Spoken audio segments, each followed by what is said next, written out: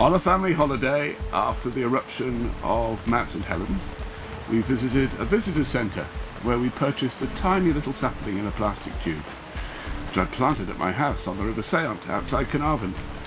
It's now a 30-foot wonderful tree, a Sequoiadendron giganticum.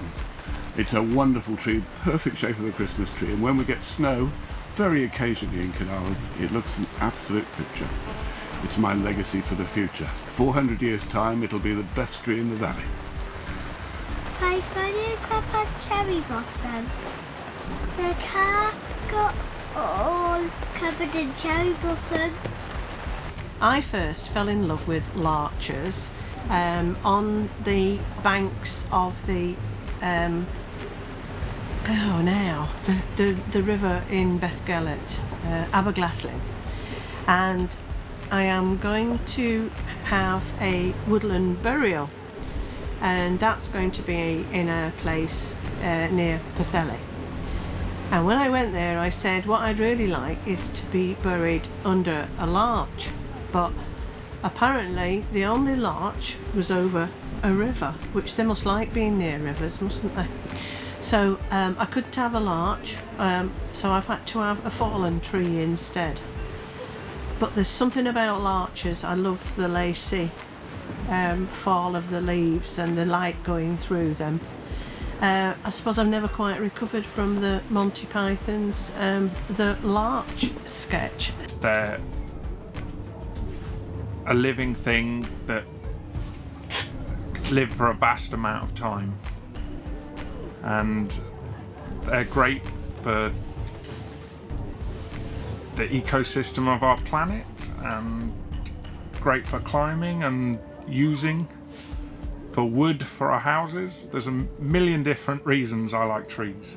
A beautiful tree, probably about 40 foot tall, and it brings us pleasure all year round. It's absolutely gorgeous. In the springtime, we always wait eagerly to see what the blossom is going to be like. At the beginning of May, we can start to see some buds coming, and about 2 years in every 3, we have the most fantastic display of crabapple blossom. It's absolutely covered, and the most beautiful scent as well on a warm day as well. And then in the summer it gradually changes colour, the leaves come out, and we're looking to see what kind of how many crabapples there might be, and if it's been good blossom then that usually means there's going to be lots of good crabapples. Then in the autumn time, like now, we start collecting the crabapples and I can make crabapple jelly. And then in the winter time, there's the most lovely lichen that grows all over the tree, and I collect the lichen and I make Christmas decorations with it. And it's a really special tree for us, and it's particularly special because my dad, when he was alive, built a seat all the way around it, and so I go and sit on the seat and I think of my dad, so that's really nice. We moved into our new house. We had 3 sons. And when we moved in, we decided we'd do something to celebrate moving into the new house. So each of our sons chose a tree. We had 2 silver birch trees, little trees, and a very fancy tree. My eldest son chose a fancy tree, and I'm sorry I can't remember the name. The silver birches are blooming and growing as high as ever after 20 odd years. But unfortunately the fancy tree was eaten away by ants, but we replaced it with another silver birch. So in actual fact I've still got 3 trees that stand for my 3 sons, all of different ages. My story is when I was about, let's say, 13 years younger than I currently am. My sister was probably about 9 years old. We were at Wadston Manor, which is a Rothschild residence, like a sort of a stately home thing, and we'd left our parents and we were on a little wander for ourselves, and we were like, oh, let's pick some conkers. And there's this big chestnut tree, and so we were like, right, how are we going to get these? Because the lowest branches were still probably like 3 meters high. No, 3 meters, probably 2.5. We were a bit younger then, and I was like, well, you can go on my shoulders, can't you? She's like, yeah, all right then. So she gets off my shoulders, and then she's picking the conkers, like, I'll get some good ones. And for some reason, I just thought of a joke that we were watching some silly film, you know, like Ace Ventura or something, like one of those weird ones. And I just thought of a joke from it, and I just sort of blurted it out. And then she started laughing, and then I started laughing, and I was like shaking uncontrollably. And it actually proceeded in her falling from the height of my shoulders and breaking her wrist. And we had to go to hospital. And when we told the doctors and nurses that we were picking conkers, they just shook their heads. Mine's kind of not necessarily so much of a story, but basically in the summer, I've just 2 weeks ago, I come back from Croatia, and I spent all of the summer working over there in Plitvička Jezero National Park. And basically we have some incredibly old forests over there, some of them with sort of trees which are 600-700 years old, and sort of lots of areas of nice old growth forest where lots of rotten deadwood is allowed to remain and is sort of completely untouched by people. And so basically one of the really cool things that you get there is that basically the competition for space for trees is so much that you'll have a tree that basically falls over and then the stump begins to rot, but you'll actually get other trees that begin to then grow inside the rotten stump, because that's the only place the seeds can plant. And then eventually the rotten stump erodes away underneath, and you get this really cool structure where you've basically got a tree up on stilts, and you've got the sort of the rotten tree stumps eroded out from underneath, and these trees up on stilts, which look just incredibly gnarly and awesome. And I guess one of the other things that happens, surprisingly, is in the summer there are incredible thunderstorms.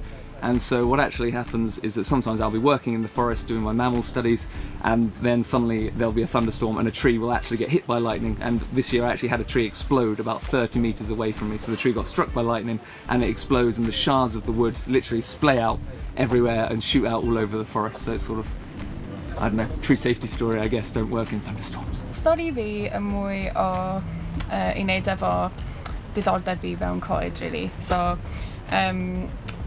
ar gyfer PhD fi nes I astudio coed, a specifically nes I astudio nhw y coed sy'n tyfu ar hyd afonydd.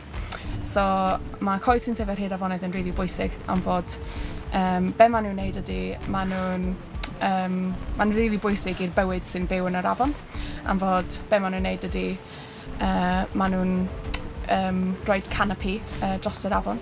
Maen nhw'n neud y tymheredd yn mwy neis i'r bywyd sy'n byw yn yr afon. A hefyd y dail sy'n tyfu ar y coed. Mae hynna yn y hydref pan maen nhw'n syrthio oddi ar y coed. Maen nhw'n syrthio mewn yr afon, a wedyn mae hynna actually yn bwyd ar gyfer y bugs a'r pysgod os fel hynna sy'n byw yn nhw. So dwi'n meddwl mae coed yn really bwysig ar hynny.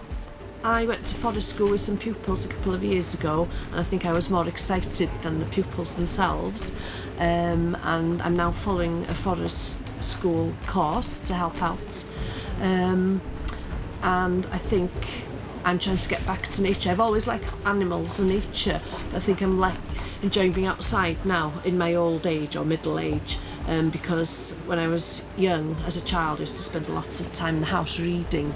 So it's about reconnecting with nature, and I've had a lot of fun learning how to make a fire and use a saw. And I remember when I was about 8, we had a party at my friend's house, and I was in my very best dress, and we weren't supposed to leave the house, but I said, right, let's go to the local woods. And we went there, we tried to cross this little stream, and of course me, not being an outdoor kind of person, I fell in the stream, got really wet and got into trouble. So I think I was a little bit sheltered as a child, but now I'm getting out there, and I think I'll have to learn to climb a tree now. So. I got about trees, and it's not exactly about the trees, about a very tall bush called Bialoe dichotoma. Its bark is usually used by tribesmen in Namibia as quivers for their arrows. This plant has really quite affected my life in quite a way, because it has sparked in a way my interest in chemistry. In a way I started reading up on this plant, and then I found out how it photosynthesized, and I became interested in the chemical processes inside the plant, and became more and more interested in trying to imitate them with chemistry. When my grandmother died, we went to a botanical garden to scatter her ashes, and we were looking for places where we could, suitable places to do it. And as we came around a corner, I suddenly felt very, very calm. And as I looked to the left, there was a tree, and it was William Cyanum, which has got 2 elements of my name in it. And that was where we decided to scatter her, so that I could forever remember where she was, and she would always be with the family near this tree, which was very important to us. My favourite tree is the one that was in my Dutch grandma's garden, my Oma's garden, and it had apples on it, but it's still alive. It's got apples on it, and I used to swing off the branches and shout, "I'm going to go to China!" And that was it. One day, the former curator of Treborth was taking a group of us round, and he stopped at the eucalyptus tree. And he said, if we hugged the eucalyptus tree and put our ear to it, you could hear the sap rising. Yeah. Well, we were a bit dubious about this until we actually tried it. And I was so bemused by this that the next time my partner and I were in the garden, I told Alan about this, and rather reluctantly he went up to the eucalyptus tree and hugged it, and I took a photograph very surreptitiously of him. But when I looked at the photograph, it did look rather naughty. My tree story is from Peru. I worked in the Amazon rainforest for 2 years, and towards the end of my 2 years I managed to do a tree climbing course because we put camera traps in the canopy to find rainforest mammals. And I just have a really cool memory of managing to hoist my way up to the top of the tree, looking out, and it was a cedrolinga tree, massive, like really liney bark, really beautiful. And I remember looking out at the top of the tree and just looking out over the whole canopy, over the whole Amazon River, and I just thought, this is amazing, trees are really cool.